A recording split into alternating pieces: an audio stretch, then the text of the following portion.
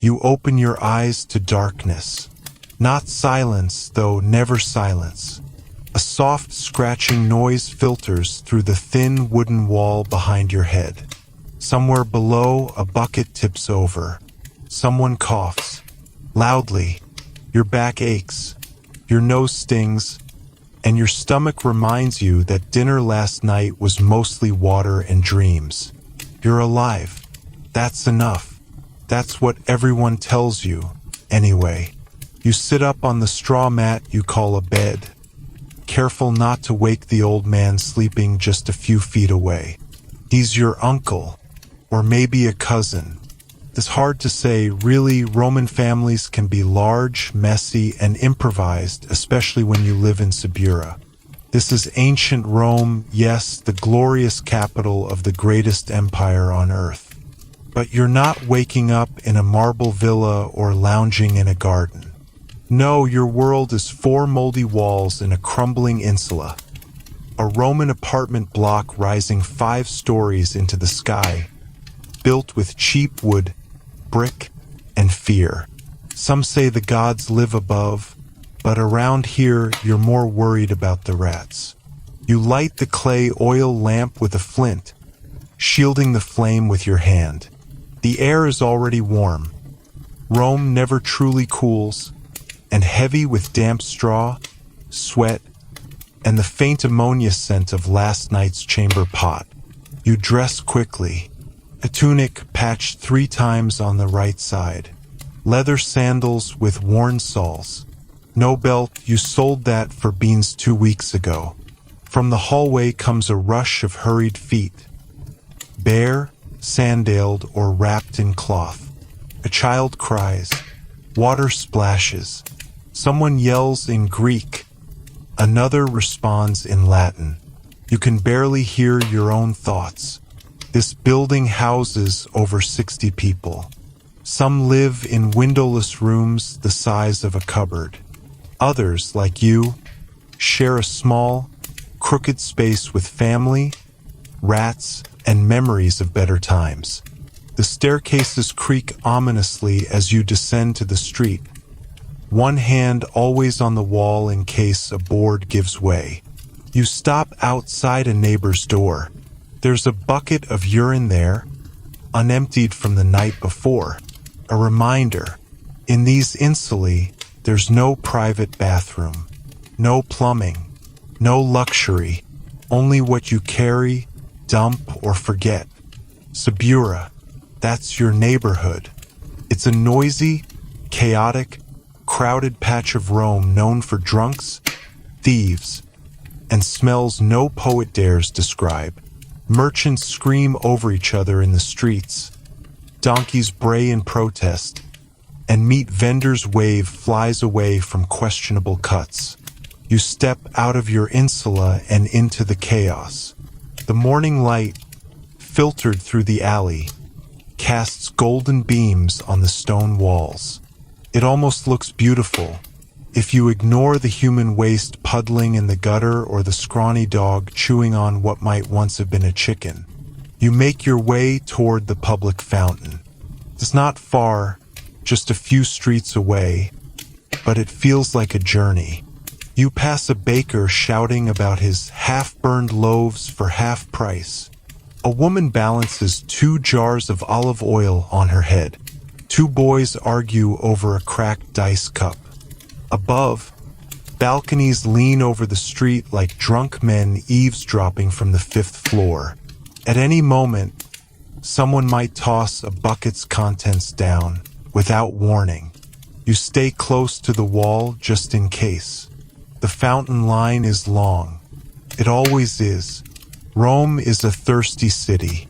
Aqueducts carry water from miles away, but not everyone has access to clean or private taps.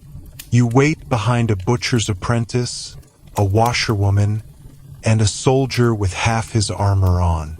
You wonder if he's going to war or just coming back from it.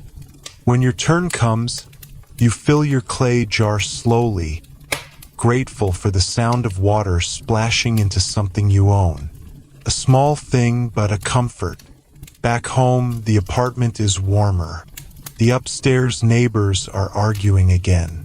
Something about rent or chickens or both. You try not to listen.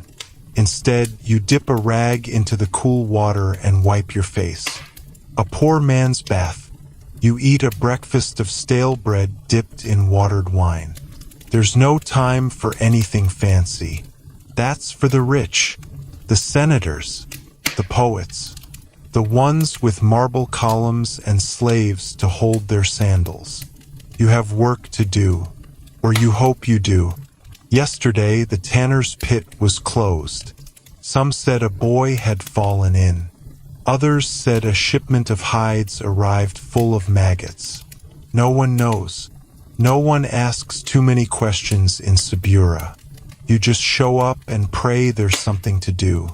As you prepare to leave, your sister stops you. She hands you a small cloth bag. Inside, a crust of bread, wrapped with care. You nod. Words aren't needed. She knows this might be all you eat until nightfall. You walk the path toward the market district, stepping over puddles, dodging carts, and nodding politely at an old woman with a basket of figs.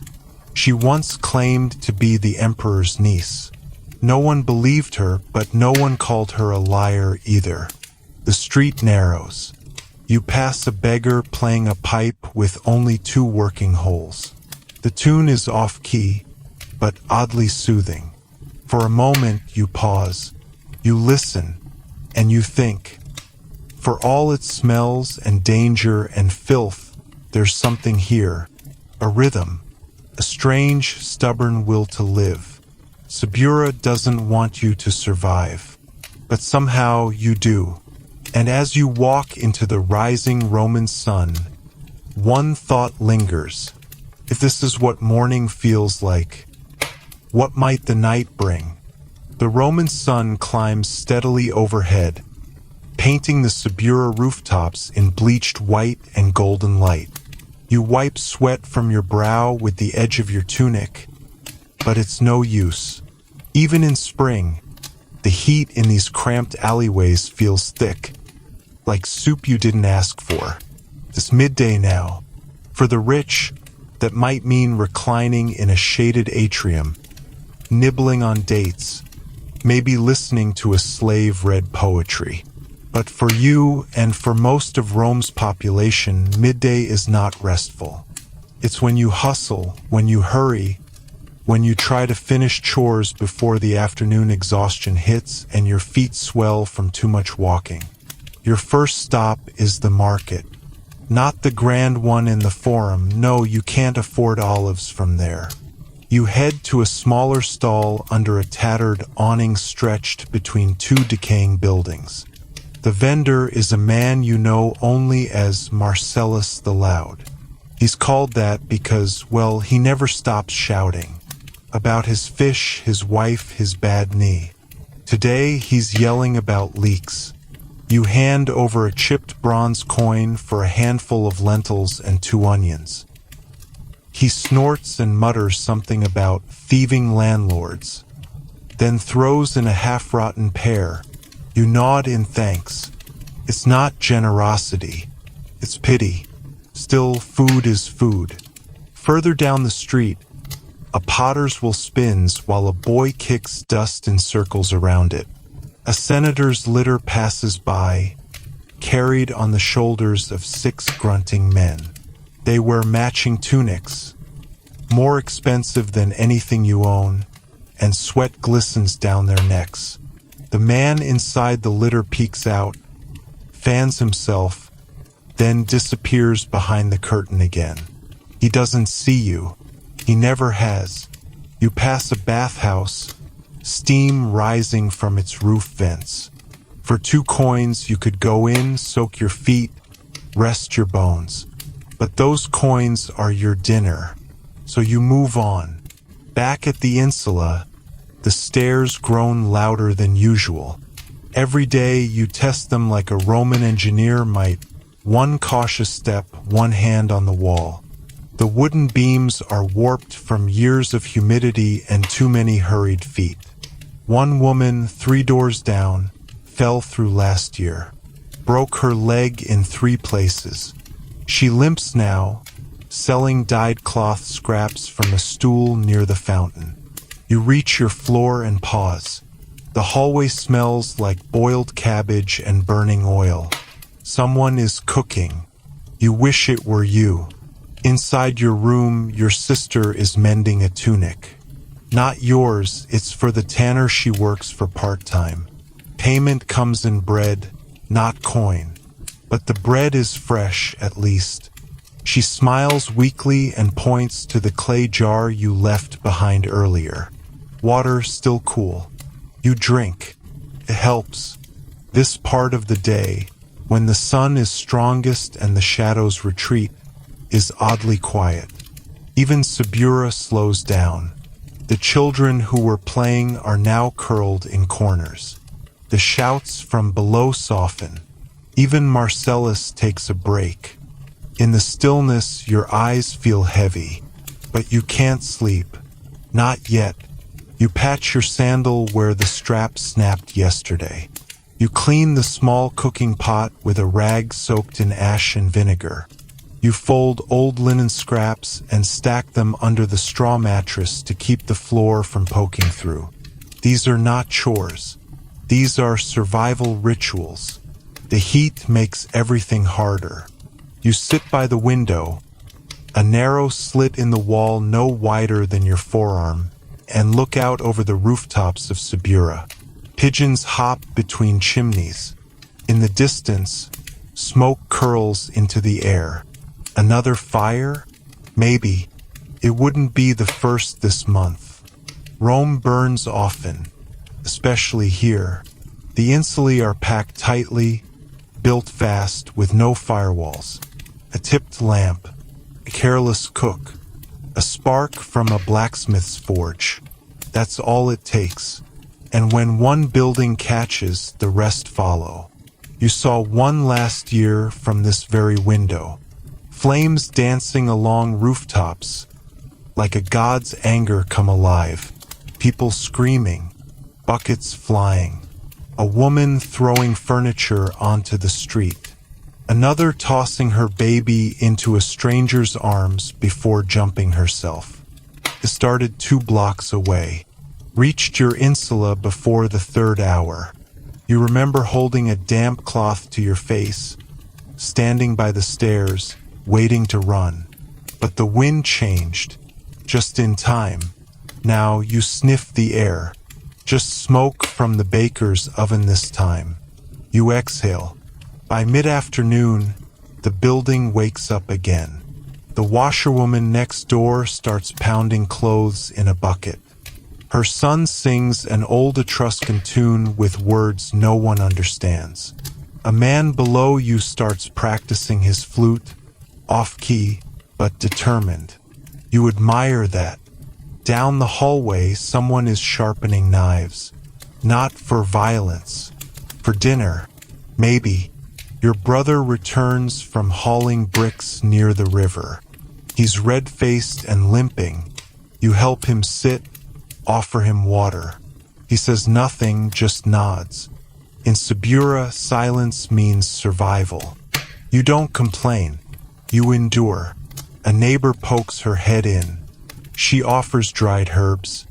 To keep the spirits away, she says. She's strange, but kind. You take them, hang them by the doorway. Can't hurt. The sun begins to dip. Long shadows stretch across the alley. Children resume their games. Someone laughs too loud. Pots clatter.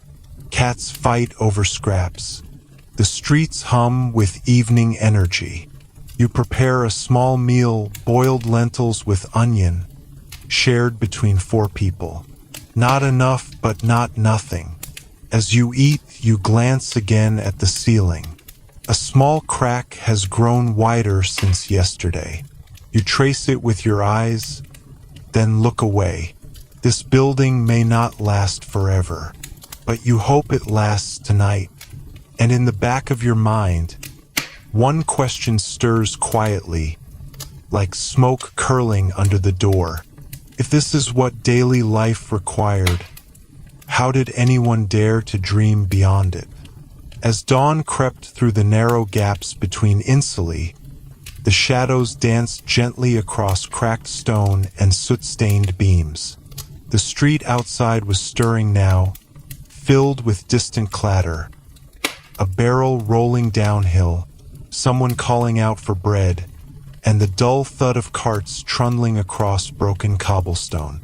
Inside the insula, however, life began with silence. A silence not of peace, but of caution, of people waking slowly, measuring their breath, stretching limbs still stiff from straw mats and sleepless nights. Gaius, the old sandal maker who lived on the third floor, was already up. He had been for hours.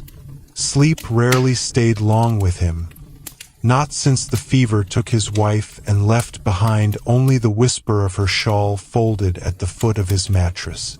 The cold draft that crept through the cracked window made his bones ache, but he was used to it. He had tied a strip of goat hide around his knee, but the pain still flared when he bent to stir the embers in the clay stove. A small blue flame licked the bottom of the dented pot, barley and stale lentils again. He hadn't had meat in weeks. He wasn't alone. Above him lived Flavia and her 2 young daughters. Flavia had once been the wife of a centurion. Proudly, she would tell anyone who asked, though few did anymore. Her husband had died in Germania, and the compensation coin he left behind had vanished with time. She worked now as a seamstress, patching old togas and mending frayed tunics in exchange for scraps or denarii. The girls slept on either side of her, wrapped in thin woolen cloth. When they woke, they would giggle and chase the rats again. For now, Flavia pressed a palm to her temple, already feeling the headache begin. There was no medicine in this part of the city, not unless one counted wine as a cure. Downstairs, just above the street, a man named Sulla lived alone. He wasn't his real name, no one knew that anymore, but it was the name he had given himself after he came to Rome. Once a soldier, then a slave, and now a porter for a wealthy merchant. Sulla had eyes that did not smile and hands that were calloused like tree bark. His corner of the insula was the darkest. The wall had a hole near the floor where rainwater seeped in and rats made home. He stuffed it with straw nightly, but every morning it was hollow again. Most of the insula's residents had never met the owner. They knew him only as a name on the rent collection slips, Domitius. He lived on the Palatine Hill in a villa with a marble atrium and a mosaic of Neptune on the floor. He had never seen the mold behind Flavia's stove, nor the way the beams above Sulla's head creaked each time a cart rumbled past. A week ago, a neighbor had vanished from the top floor. Old Julia, who used to sell honey cakes in the Forum. Some said she had moved in with her son in Ostia. Others whispered she had died in her sleep and was carried out before dawn to avoid rent complications. No one had checked. In the insula, one didn't ask too many questions. The building itself was a living thing, groaning, leaning, watching. The wooden beams bent ever so slightly when it rained. The walls had lines like veins running through plaster, where the stone had cracked but never been patched.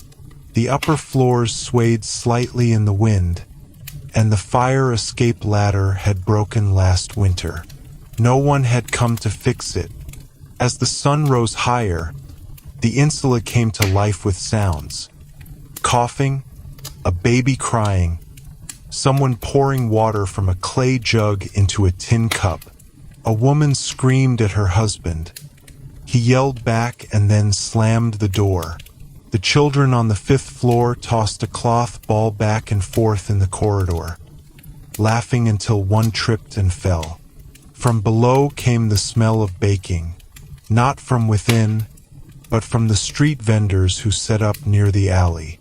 Their warm bread would not reach the tenants unless someone was lucky enough to afford a half loaf. Bathing was rare.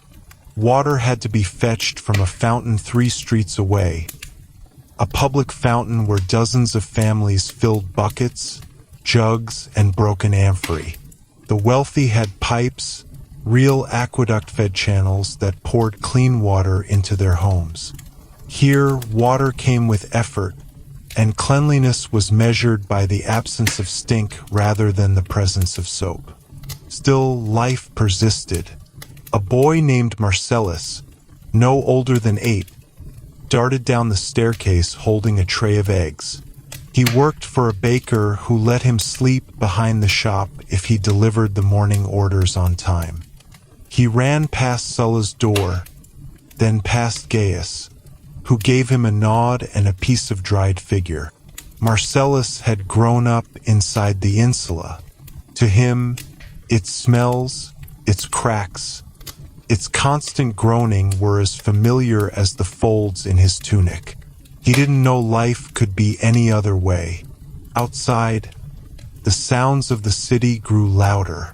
The forum was bustling. Far off, a trumpet called the guards to the barracks. But inside the Insula, a different rhythm pulsed, slow, strained, and persistent. Every tenant knew it, the rhythm of endurance.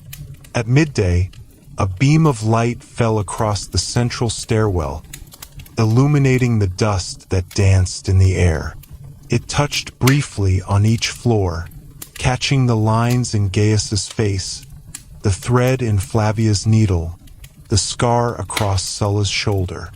It lingered for a moment, as if blessing the forgotten, and then vanished, swallowed by the weight of the stone. Evening would come soon, and with it, 1,000 new challenges. Fire hazards, leaking walls, fights over food, and the unspoken fear that tonight might be the night the Insula collapses. But for now, they breathed, endured, and prepared for one more night beneath the crumbling roof of a forgotten world. As the Roman sun began to retreat behind the tiled rooftops and crumbling columns, the Insula changed once more. It shed the dust of daylight and slipped into something darker, a creature of groans and sighs and flickering flames. Evening brought no peace, only new problems cloaked in gloom. Smoke drifted up through the cracks in the kitchen ceilings, curling around the beams like silent serpents. The cooking fires had been lit, each one a risk. Fire was the great terror of the Insula. One spark could consume the entire building within minutes, and there would be no help from the city guard. The poor burned, and Rome looked the other way. On the 4th floor, young Tibula was struggling to grind barley with a cracked stone wheel. Her mother, arms raw from washing fabric all day, tried to soothe her youngest child who cried from hunger. The fire crackled gently, but its warmth did little to touch the corners of the damp room. Below them, Sulla leaned against the wall, sharpening his knife. Not for violence, it was the only tool he trusted. He used it to carve handles for jugs, to slice bread, to mend sandals. It had once belonged to a soldier. He could still feel the memory in the handle.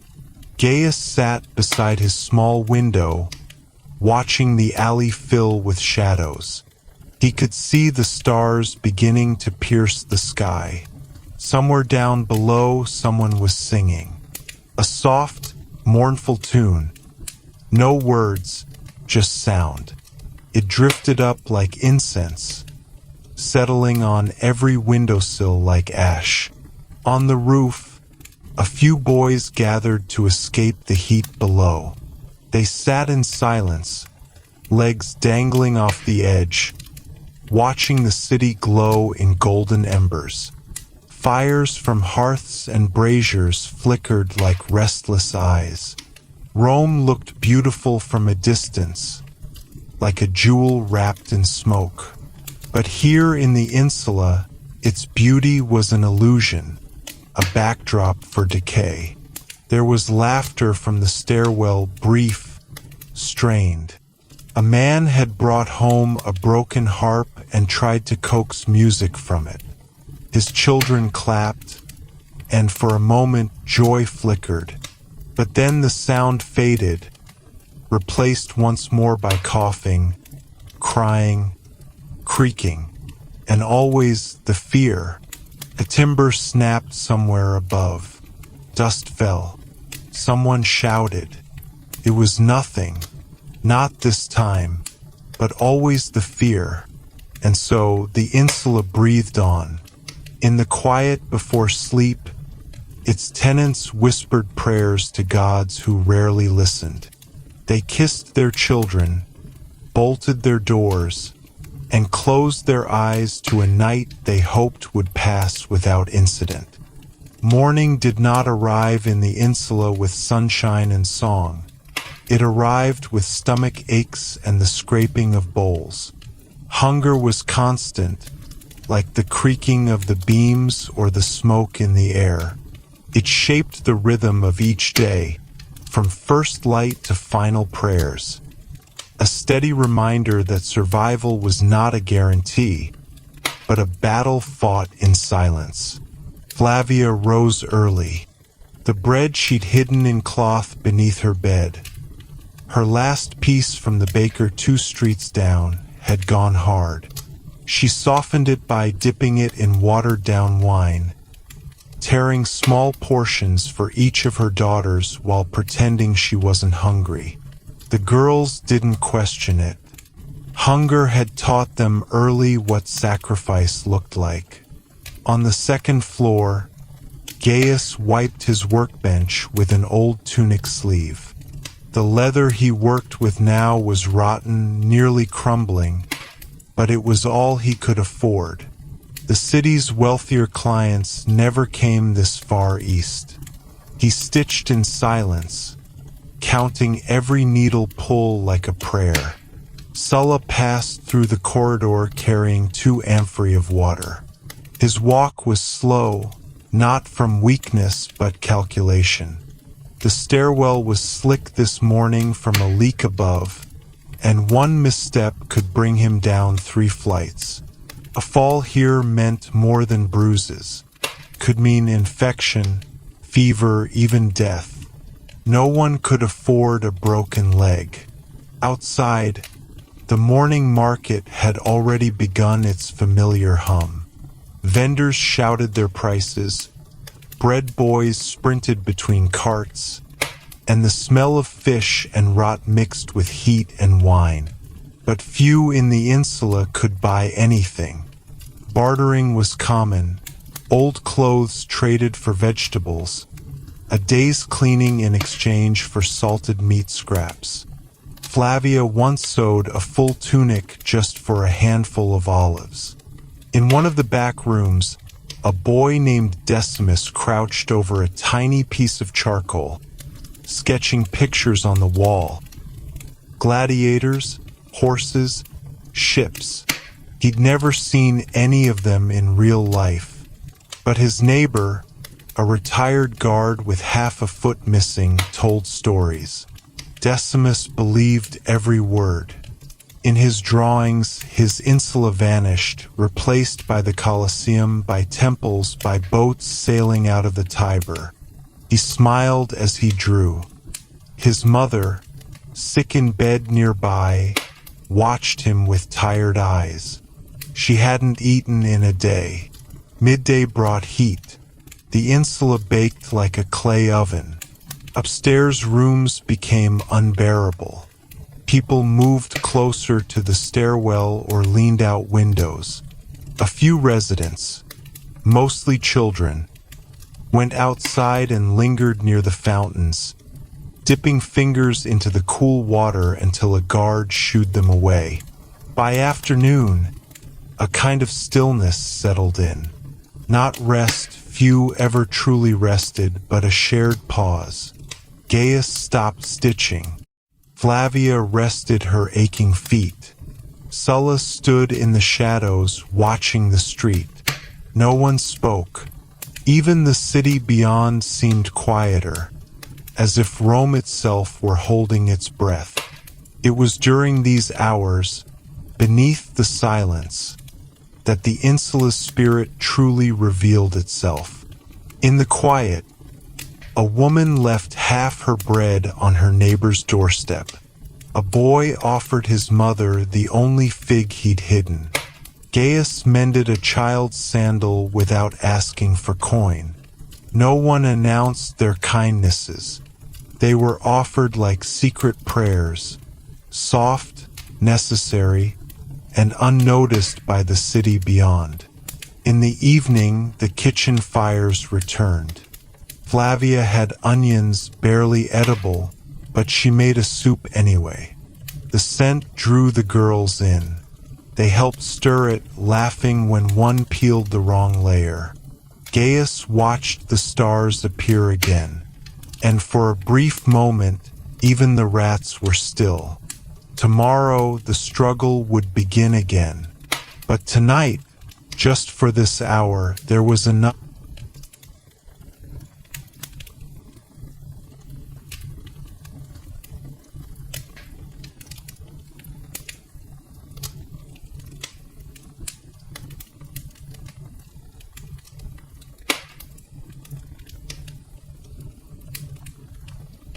It started with a sound. Not loud, not violent, but sharp and dry like bones snapping under pressure. No one noticed at first. The insula groaned all the time. Creaks and snaps were part of life, like coughing, crying, or footsteps in the stairwell. But this sound didn't fade. It grew. In the middle of the night, a section of the top floor gave way. The wall had been crumbling for weeks, but no one had dared report it. Rent would go unpaid. Repairs were rare. When it collapsed, it took with it the corner of a room where a woman named Helvia had kept her sewing tools and a small statue of Mercury. She had just stepped out to fetch water. The dust billowed down like smoke. The scream echoed up the stairwell, hollow and jagged, and then silence. People began to wake. Doors opened slowly, then faster. Feet shuffled down hallways. Someone lit a torch. The stairwell was suddenly thick with heat and voices. Sulla reached first. He found her trembling by the stairs, her face white with dust, a small cut bleeding at her temple. She said nothing. She didn't need to. He led her down, one step at a time, while stones cracked and shifted overhead. No fire yet, but the fear was there. Flavia grabbed her daughters and fled. She had no sandals, just a shawl and a wooden doll clutched in her daughter's hand. Gaius limped down after them, a bundle of leather and tools tucked under his arm. Even now, he wouldn't leave them behind. Outside, the night was cold. Not quiet, Rome never slept, but distant. The firelight from the city seemed far away. A small crowd gathered. Some whispered. Others cried. Some simply stared upward at the cracked walls and leaning windows. The top corner of the building now hung like a broken tooth. Another gust of wind and it might fall. No one was sure, and yet many stayed. They had nowhere to go. Helvia wept silently. Her tools were gone. So was her Mercury statue. Flavia held her girls close. Gaius sat on a crate, staring at the ground. Sulla leaned against a wall, arms folded, knife still sheathed at his belt. He was watching the cracks. By morning, the landlord's man came.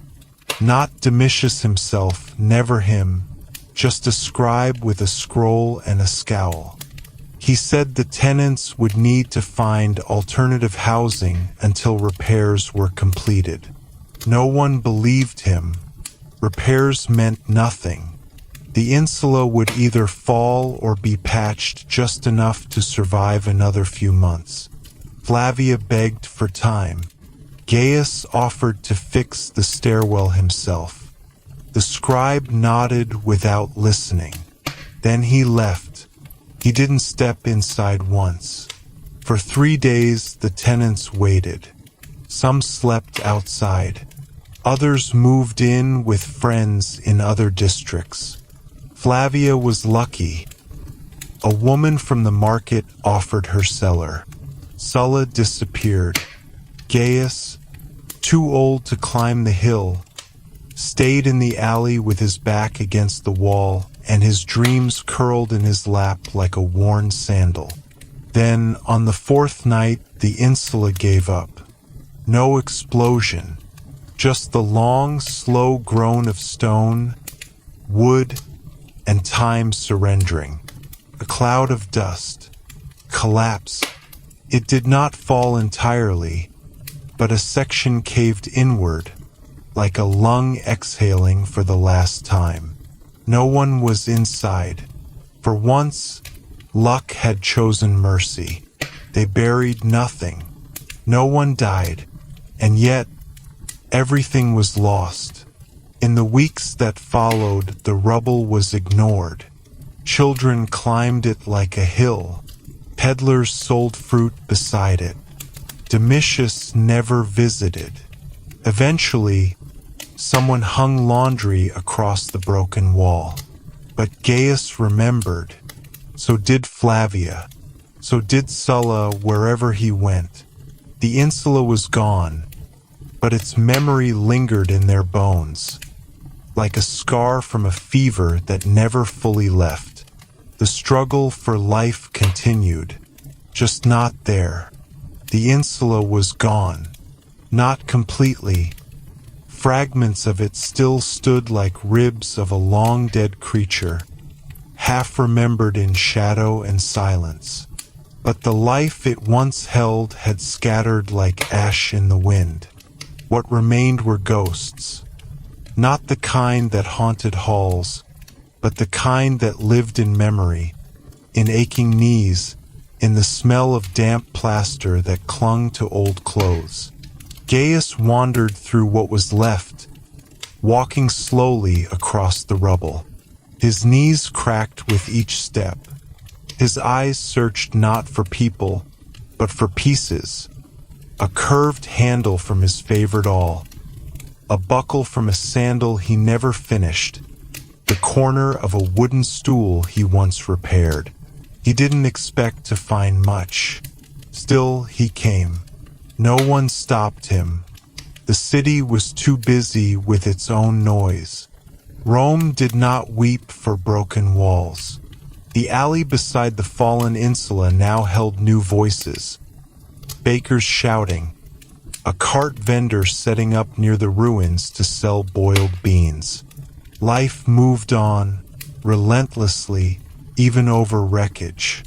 Flavia stayed in the cellar she'd been offered. It was dark, damp, and reeked of spoiled vinegar, but her daughters had space to lie down, and a woman named Marcia, who lived above the cellar, shared soup with them when she could. Flavia stitched by candlelight again, tunics, shawls, patched sleeves. Her hands hurt more these days, but she never said a word about it. Every thread kept her girls warm.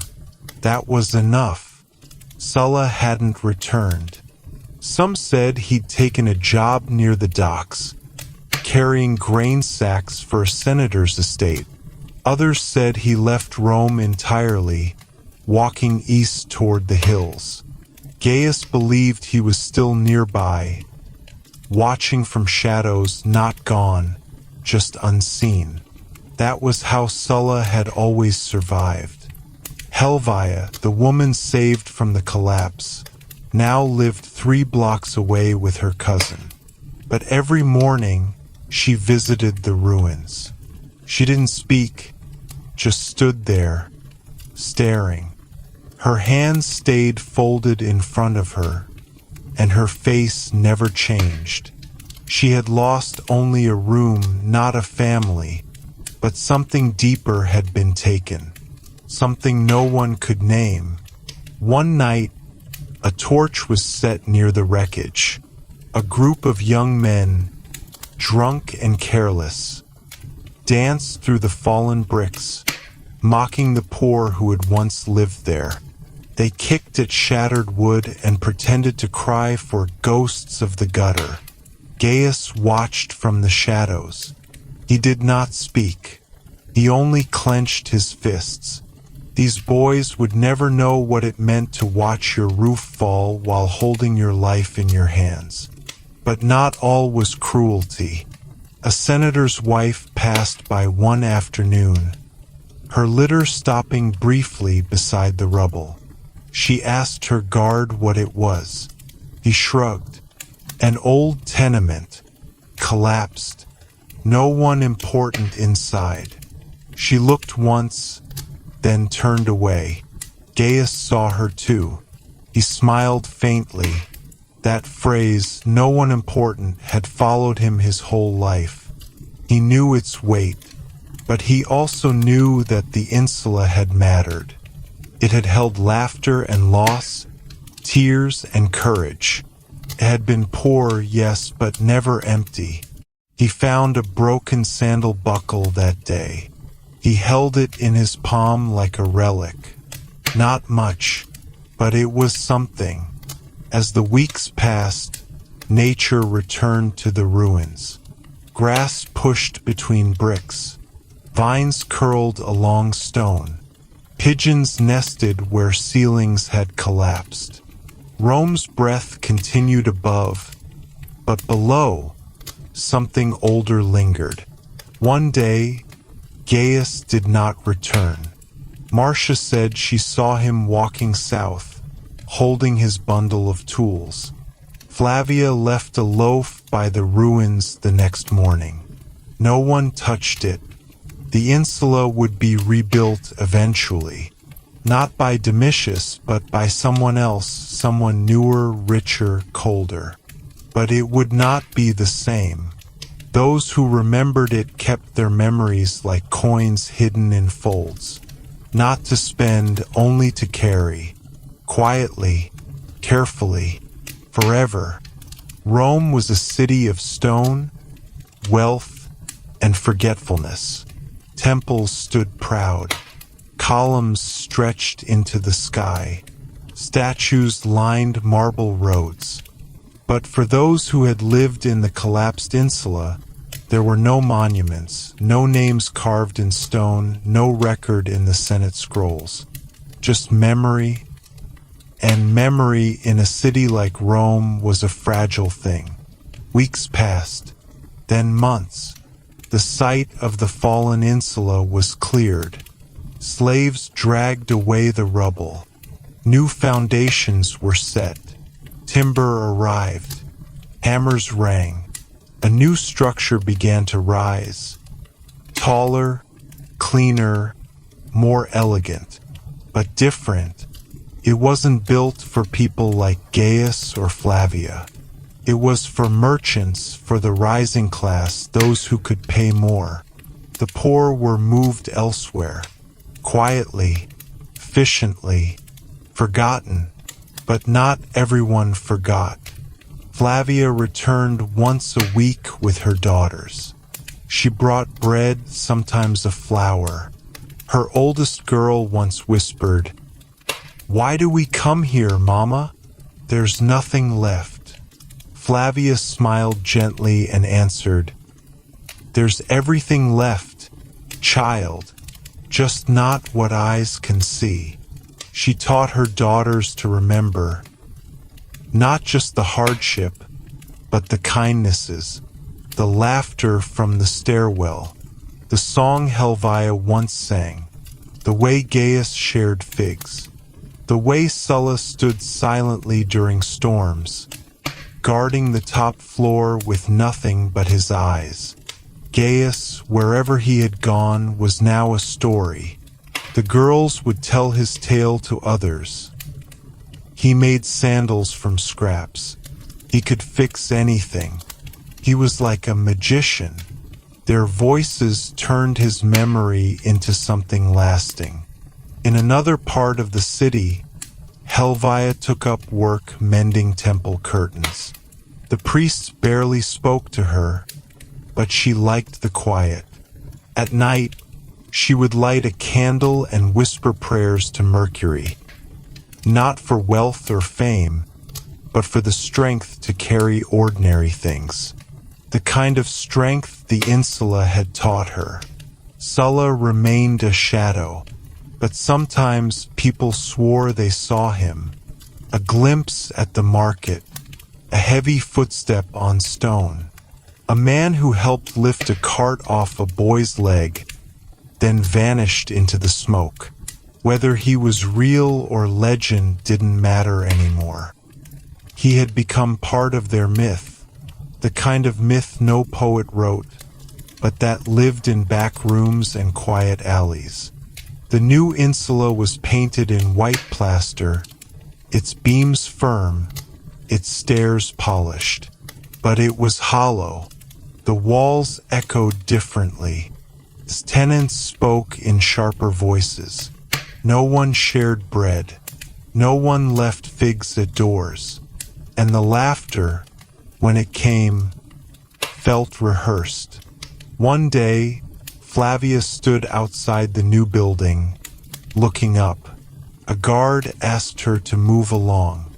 She nodded politely, turned to leave, and whispered to her daughter, "This is their house now.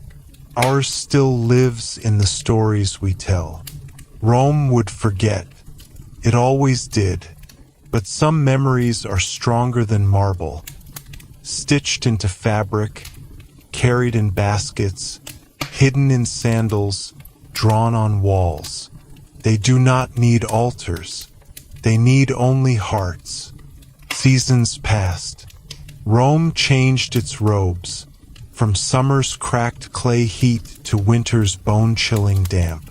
But for the families once sheltered by the Insula, time didn't mark progress. It marked distance. Flavia's daughters were growing. Their feet no longer fit the sandals Gaius had once mended. One had started to help at the cloth stalls. The other swept floors at a scribe's house. Flavia, still stitching, felt the aches deeper in her back now. But she smiled more.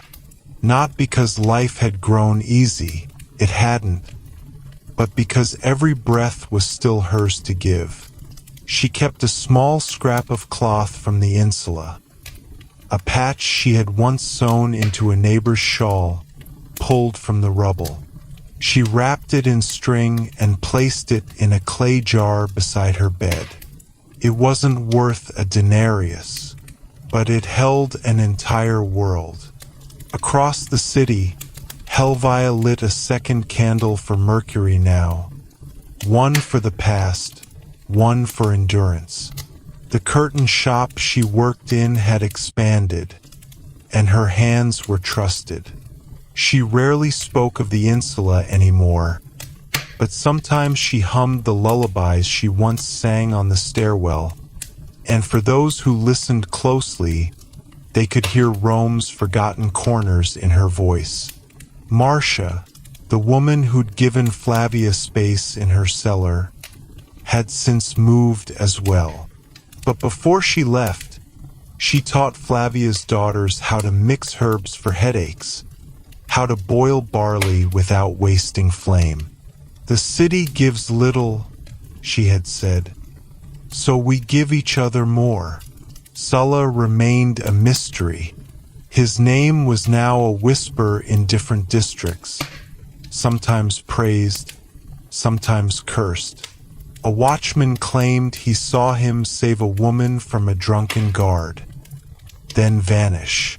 A baker said he once left 2 loaves on a window, wrapped in cloth. No one had proof, but somehow that didn't matter. What mattered was that people believed he might be there, still watching, still protecting. The old site of the Insula now had painted walls, stone drains, and brass lanterns, but no warmth. Those who lived there never gathered. They didn't know who lived below or above them. The walls no longer listened. One afternoon, Flavia walked past it with her daughters. She paused only briefly. Her youngest asked, "Do you remember the door creak?" Flavia nodded. Every morning, just before sunrise. And then they walked on. That night, her eldest daughter stitched a small pattern into her apron. 3 lines and a loop, the symbol Gaius used to mark his tools. She didn't tell anyone. It was enough that she remembered. And so the Insula lived on, in thread, in song, in footsteps across alleys, in silent prayers lit by candles, in the gentle way Flavia broke bread, or the way her daughter sewed loops too small for anyone but Gaius to recognize. Rome had forgotten, but they hadn't. By now, the old Insula was no more than a shadow, a place known only to a few hearts and half-remembered street corners. Rome had moved on. It always did. But under its marble layers, under the wheels of carts and the sandals of senators, the past still breathed. A festival arrived, one of the city's many distractions. Drums echoed across the rooftops, dancers spun in the streets, and food spilled onto stones like an offering. The new tenants of the rebuilt Insula hung red cloth from their balconies, unaware that laughter had once echoed there for different reasons. Quieter ones, harder one. Flavia's eldest daughter had a booth at the market now. She stitched fast, with firm hands and steady thread. Some of her aprons had the small symbol, Gaius's mark, stitched discreetly near the hem. Most never noticed. A few did and asked. She always smiled and said, "It's for someone who built things that mattered." That festival day, Helvia passed by the booth. She hadn't meant to. The crowd had nudged her that way. When she saw the symbol, her eyes paused. She didn't speak. She simply placed a single denarius on the cloth and took the apron. As she walked away, Flavia's daughter watched in silence, then gently pressed her hand against the table, as if to hold the moment in place. Sulla was seen again, or so they said. A boy from the Subura claimed a cloaked man helped him carry his dying dog up the hill. Another merchant swore a stranger defended her stall from a thief, then vanished before the magistrates came. No name was given, but each tale ended with the same words. He said nothing, just nodded and left. The rebuilt Insula was already cracking. Not visibly, but Flavia could sense it. She saw it in the way its doors slammed instead of creaked, in the silence of its stairwells. It was strong in stone, but hollow in soul. She visited one last time. It was evening. Her daughters stayed home. She stood at the edge of the alley, where the wall used to bow inward like a tired spine. She closed her eyes and heard it, the fire crackling in the shared kitchen, Gaius muttering as he stitched, children singing, someone coughing, someone praying, all of it rising like incense into the city night. She opened her eyes and turned away. Rome was changing again, but some things would never fade. Not as long as a girl stitched her apron with quiet defiance. Not as long as a woman hummed the same lullaby to her grandchildren. Not as long as someone, somewhere, remembered the creak of a wooden stair beneath bare feet. The insula was gone, but the people, they were still here, stitched into time itself. It had been over a year now since the old insula fell. The city barely remembered. Rome moved fast. Fires burned, elections roared, new monuments rose. But beneath it all, in the alleys and the corners no senator walked. Memory lingered like a low ember. Flavia now taught others to sew. Not formally, no school, no fee. But when a girl from a nearby tenement lost her mother, Flavia brought cloth and thread and showed her how to hold a needle without shaking. "You don't patch clothes," she whispered. "You patch life," the girl cried. Flavia stitched. Meanwhile, her daughters were becoming women. One married a baker's son, not rich but kind. They lived in a small room above a stable, where flour dust drifted like snow. The other found work helping a healer. She cleaned wounds and learned names of herbs. Both girls carried their childhood with quiet grace, never loudly, but always near. One night, the healer's apprentice returned home shaken. A man had come to the shop, bleeding, silent, refusing help. But when he reached for a stool, his hand trembled in a familiar way. "He limped," she whispered, "like Gaius." It wasn't him, but the memory struck hard. Later that week, Flavia passed the rebuilt insula again. She didn't stop. She only glanced, a single look at its straight, cold walls. And then she whispered, "You house strangers now, but we are still your bones." She walked on. Helvia, now older, weaker, still stitched curtains for the temple. She had gray in her hair and more silence in her mouth. But every Lupercalia, she still lit 2 candles. One for Mercury, one for memory. And Sulla? A guard once claimed to find a knife wedged in a wall near the market, crude, old, and etched with a mark, a circle around a single line. Not Roman, he said, but Flavia knew better.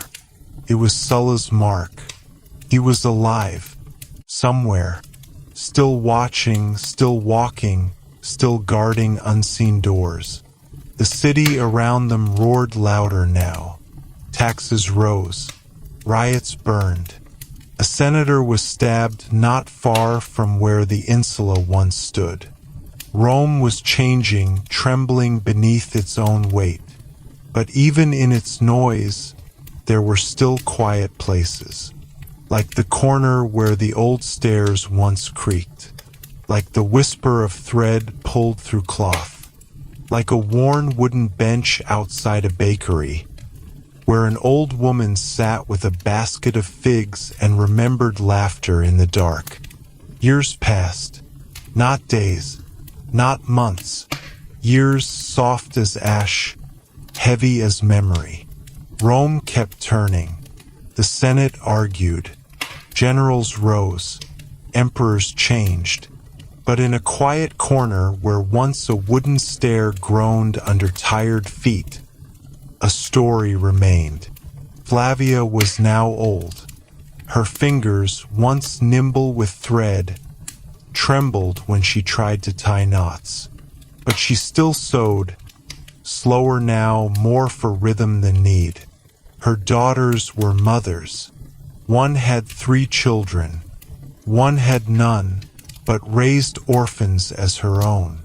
Their lives were not grand, but they were full, and often, when the night was kind and the fire burned slow, they told stories, not of Caesars or battles, but of a shoemaker who fixed sandals for fig slices, of a boy who guarded the night like a silent lion, of a woman who sang through pain, of an alley where bread was passed hand to hand, of kindness stitched into silence.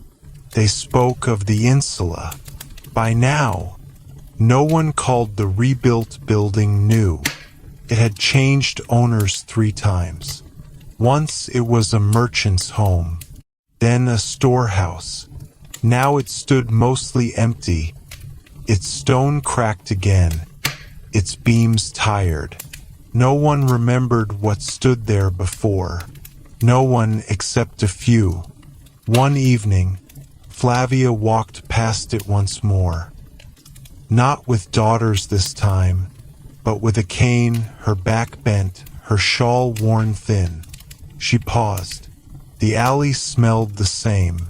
Dust, oil, fire, smoke.